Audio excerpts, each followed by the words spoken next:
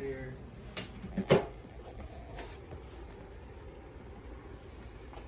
There are so many countries in this world with little to no medical care access. And today, it makes you think, how do these people of these countries receive their medical care and treatments? Well, today, my dear audience, I want to answer that question for you. Hello, I'm Zachary Foley, and today I want to talk about an honorable humanitarian group that is worth talking about and researching over. And that group, that organization, is Doctors Without Borders. Now, Doctors Without Borders is a medical organization that aims to bring medical treatment to all different parts of the world. For example, they treat patients of outbreaks and epidemics. They help refugees, soldiers, and civilians during wartime efforts. And finally, they also help survivors of natural disasters. But today I want to talk about a few topics. Firstly being, what type of problems are they trying to solve? Secondly, what would a world look like with and without them? And lastly, a call to arms in a way we can help them. Now, on our first topic is, what type of problems do they solve? Well, let's talk about some of the works with outbreaks and epidemics. For example,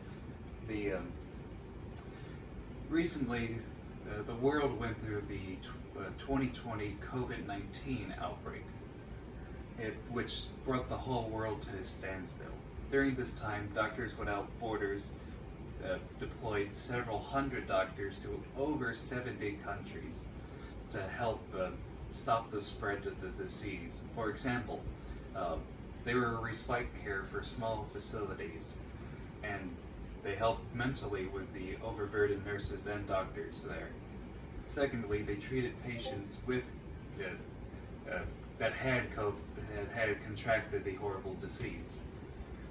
And finally, they made awareness of the disease and the ways that we can prevent the spread of it. Now moving on, we go to our second effort, and that's helping during wartime efforts and other such conflicts. Now, during wartime, they will put up an air of neutrality. They take a vow of neutrality and will help both sides medically. So they'll set up camps in war zones that will treat civilians, refugees, and soldiers alike from both sides. Currently, they're working with. They put out an article back in August of 2022 in how they were helping with the Ukrainian war that's going on currently.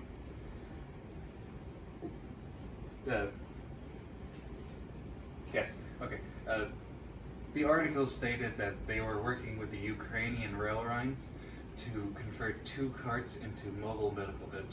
train carts into mobile medical centers.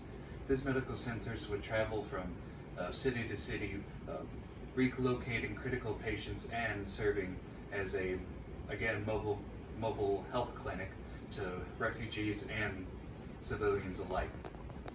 Moving on, we get to their third objective, helping survivors of natural disasters. Back in 2017, there was a horrible set of landslides in Freetown, Syria. These landslides killed hundreds, but Doctors Without Borders deployed several doctors to the area to help efforts with casualties and those who contracted wounds or conflicted with wounds of the landslides. They helped them get better and back on their feet. Now, what would a world look like without them? Is the big question. Well, let's start with let's circle back to COVID-19. Besides helping with these other remote regions and being respite help for these doctors, they also urged companies like Pfizer, Johnson & Johnson that were developing the vaccine to help with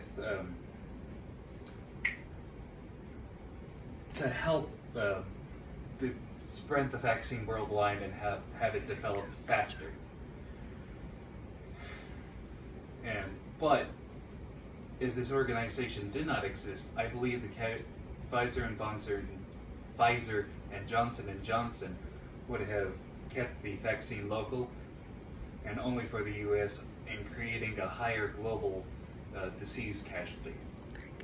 Now, going back to the Ukrainian war at hand, I believe that they did not work with if this organization did not exist, the Ukrainian railways would not have ever thought about this plan. And there would have been more casualties between soldiers, refugees, and civilians in this horrific war. But there are ways that we can personally help them in this cause. It's our call to action, the way that we need to help. So when you go to their website, they have several different ideas, but the first one I want to talk about is donating, because 90% of their equipment comes from donations.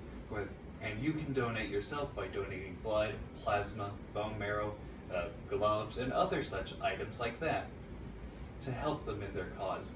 Another thing we can do is volunteering, whether that be going up to their work and working their facilities, or being a remote secretary or operator to help them with that.